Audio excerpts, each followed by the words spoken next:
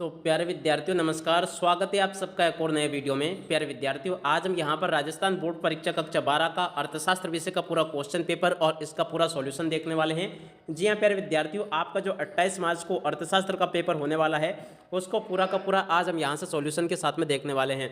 तो चलेगा, जल्दी से हम आगे बढ़ते हैं, समझते हैं कि राजस्थान बोर्ड परीक्षा कक्षा 12 का आपका अर्थशास्त्र विषय का पूरा क्वेश्चन पेपर किस प्रकार का आएगा और आप सबको अपने पेपर का सॉल्यूशन कैसे पूरा कंप्लीट कर लेना चाहिए। देखिएगा प्यारे विद्यार्थियों, पूरा का पूरा क्वेश्चन पेपर आज हम यहाँ से देखने और समझने वाले हैं और साथ ही साथ में आपके जो क्वेश्चन पेपर है उसका पूरा सॉल्यूशन भी आज मैं यहाँ से आपको बताने वाला हूँ। तो चलो जल्दी से हम आगे बढ़ते हैं, समझते हैं राजस्थान बोर्ड परीक्षा कक्षा 12 के आपके अर्थशास्त्र विषय के पूरे क्वेश्चन पेपर को। तो देखिएगा, इस प्रकार का पूरा आपका क्वेश्चन पेपर होगा, यहाँ से आप सब लोग इसको देख लें और पूरा का पूरा इसको समझ भी लें। और देखिएगा, जैसे आपके हाथ में पेपर आता है सबसे पहले इस जगह पर आपको अपने रोल नंबर लिख लेने हैं और देखिएगा आपके पेपर का कोड कुछ इस प्रकार का होगा, यहाँ से आप सब लोग इसको देख लीजिएगा और पूरा इसको समझ भी लें। देखिएगा प्यारे विद्यार्थियों, आपका जो अर्थशास्त्र का पेपर है ना, इसके लिए आपको 3 घंटे 15 मिनट का समय दिया जाएगा। पूरा का पूरा आपका पेपर प्यारे विद्यार्थियों 80 नंबर का होने वाला है।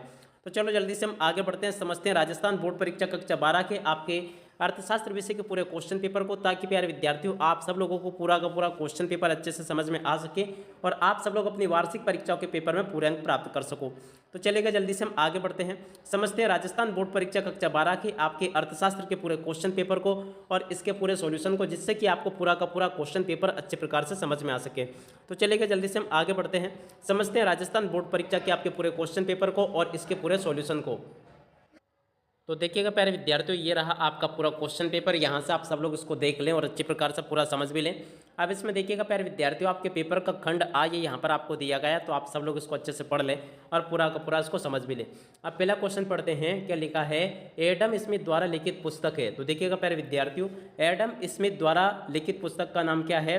तो देखिएगा प्यारे विद्यार्थियों, a inquiry into the nature and cause of the wealth of nations. तो देखिएगा 7 नंबर का इसका राइट आंसर होगा, यहाँ से आप सब लोग इसको देख लें और पूरा का पूरा इसको समझ भी लें। अब इसके बाद में हम आगे बढ़ते हैं, अगले क्वेश्चन को देखते हैं। तो देखो ये वाला क्वेश्चन, अन्य उत्पादक आदत सामग्री के रूप में जिस वस्तु का उपयोग करते हैं वे कहलाती है। तो देखिएगा प्यारे विद्यार्थियों, दूसरे नंबर का जो क्वेश्चन आपको दिया गया है इसका राइट आंसर आपका क्या आएगा। तो देखिएगा प्यारे विद्यार्थियों, इसको कहते हैं मध्यवर्ती वस्तुएं। तो 7 नंबर का इसका राइट आंसर आ जाएगा, यहाँ से आप सब लोग इसको देख लीजिएगा और पूरा का पूरा इसको समझ भी लें।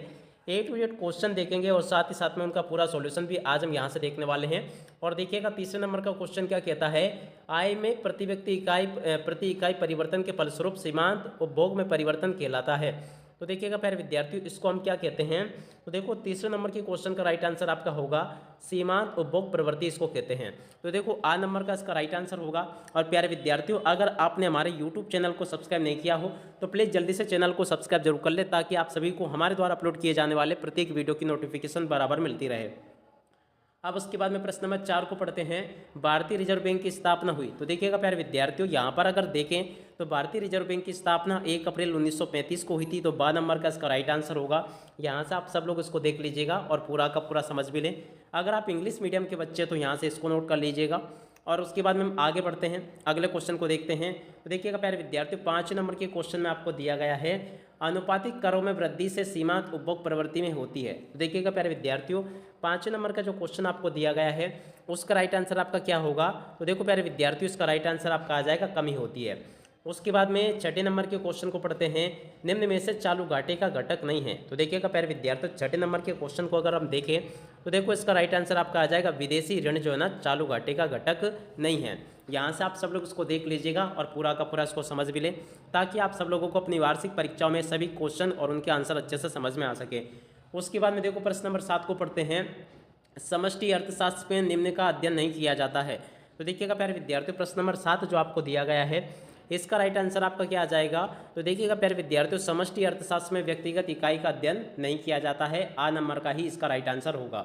तो आ नंबर का बिल्कुल इसका करेक्ट राइट आंसर है, यहाँ से आप सब लोग इसको देख लें और पूरा का पूरा इसको समझ भी लें। अब उसके बाद में देखो अगला क्वेश्चन पढ़ते हैं, प्रश्न नंबर 8 को, एक वस्तु की अधिक मात्रा प्राप्त करने के लिए दूसरी वस्तु की कुछ मात्रा छोड़नी पड़ती है, इसे कहते हैं। तो देखिएगा प्यारे विद्यार्थियों, 7वें नंबर का जो क्वेश्चन आपको दिया गया है इसका राइट आंसर आपका क्या आ जाएगा, इसको कहते हैं हम अवसर लागत। तो अवसर लागत यहाँ से आपको नोट कर लेना है, ये इसका राइट आंसर होगा। अब उसके बाद में 9वें क्वेश्चन को देखते हैं, बजट रेखा का ढाल होता है। तो देखिएगा प्यारे विद्यार्थियों, बजट रेखा का ढाल क्या होता है, प्रश्न नंबर 9 में आपसे पूछा गया। तो देखिएगा प्यारे विद्यार्थियों, इसका राइट आंसर आपका आ जाएगा ऋणात्मक होता है। बजट रेखा का ढाल कैसा होता है? ऋणात्मक होता है। तो यहाँ से आप सब लोग इसको इस प्रकार से देख लीजिएगा और पूरा इसको समझ भी लें। उसके बाद में प्रश्न नंबर 10 को देखते हैं, पैमाने के प्रतिपल का संबंध है। तो देखिएगा प्यारे विद्यार्थियों, पैमाने के प्रतिपल का संबंध किससे है? तो देखिएगा इसका राइट आंसर आ जाएगा दीर्घकाल से है। तो द नंबर का इसका राइट आंसर होगा, पैमाने के प्रतिपल का संबंध किससे? दीर्घकाल से। तो द नंबर का इसका राइट आंसर आ जाएगा। अब इसके बाद में हम आगे बढ़ते हैं, अगले क्वेश्चन को देखते हैं। तो देखिएगा प्यारे विद्यार्थियों, प्रश्न नंबर 11 दिया गया है, निम्न में से किस लागत चक्र का बाल आयताकार अपरिवलय होता है? तो देखिएगा 11वें नंबर का जो क्वेश्चन आपको दिया गया उसका राइट आंसर आपका क्या आ जाएगा? तो देखो प्यारे विद्यार्थियों, इसका राइट आंसर आपका होगा औसत स्थिर लागत वक्र, इसका राइट आंसर होगा। उसके बाद में अगला क्वेश्चन देखते हैं, जिस बाजार संरचना में दो विक्रेता होते हैं उसे कहते हैं। तो देखिएगा प्यारे विद्यार्थियों, जिस बाजार संरचना में दो विक्रेता होते हैं उसे क्या कहते हैं? तो देखिएगा प्यारे विद्यार्थियों, उसको कहा जाता है द्वंद्वाधिकार प्रतियोगिता। तो सा नंबर का इसका राइट आंसर आ जाएगा। अब उसके बाद में हम आगे बढ़ते हैं, रिक्त स्थानों की पूर्ति को देखते हैं। तो देखो प्यारे विद्यार्थियों, आपका जो प्रश्न नंबर 2 होगा इसमें आपसे रिक्त स्थानों की पूर्ति पूछी जाएगी। तो यहाँ से आप सब लोग रिक्त स्थानों की पूर्ति को अच्छे से देख लें और पूरा का पूरा इसको समझ भी लें। तो देखो इसमें रिक्त स्थान पूर्ति में पहला रिक्त स्थान पढ़ते हैं, वे व्यक्ति या संस्थाएं जो आर्थिक निर्णय लेते हैं कहलाते हैं। तो देखिएगा प्यारे विद्यार्थियों, ऐसी व्यक्ति या संस्थाएं आर्थिक निर्णय जो लेते हैं इनको कहते हैं हम आर्थिक संस्थाएं। तो यहाँ से आपको क्या लिख लेना है, यहाँ से आप सब लोग नोट कर लेंगे, इसको कहते हैं हम आर्थिक संस्था। यहाँ से आप लोगों को लिख लेना है आर्थिक संस्थाएं इनको कहते हैं। तो इस प्रकार से आप लोग इसको लिख लीजिएगा पूरा का पूरा और इसको समझ भी लें। उसके बाद में अगला क्वेश्चन, टेलीविज़न वस्तु का उदाहरण है। तो देखिएगा प्यारे विद्यार्थियों, टेलीविज़न जो है ना उपभोक्ता वस्तु का उदाहरण है। तो यहाँ से आपको क्या लिख लेना है, टेलीविज़न उपभोक्ता वस्तु का उदाहरण है।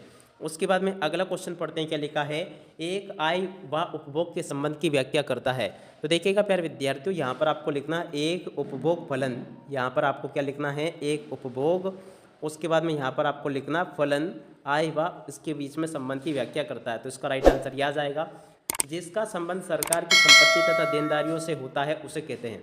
तो देखो प्यारे विद्यार्थी, चौथे नंबर का जो क्वेश्चन आपको दिया गया है इसका राइट आंसर आपका आ जाए राजस्व बजट। क्या लिखोगे यहाँ से आप लोग, राजस्व। उसके बाद में यहाँ से आप लोग लिख लोगे बजट, इसको कहते हैं। उसके बाद में अगला क्वेश्चन, जब घाटा होता है तो रिजर्व बैंक विदेशी विनिमय बेचता है, इसे विक्रय कहते हैं। तो देखो प्यारे विद्यार्थियों, 5 नंबर का जो क्वेश्चन आपको दिया गया है इसमें आपको लिख लेना आधिकारिक कोष, इसको कहते हैं। तो यहाँ से लिख लें आप सब लोग आधिकारिक। उसके बाद में यहाँ पर आपको लिखना कोष, इसको कहते हैं। तो यहाँ से आपको आधिकारिक कोष लिख लेना है। उसके बाद में देखो अगला क्वेश्चन पढ़ते हैं, उपभोक्ता की आय में वृद्धि होने से के साथ साथ निम्न स्तरीय वस्तु की मांग में होती है। तो देखो प्यारे विद्यार्थियों, क्या होती है, यहाँ से आपको लिख लेना कमी होती है। तो यहाँ पर आपको कमी लिख लेना है।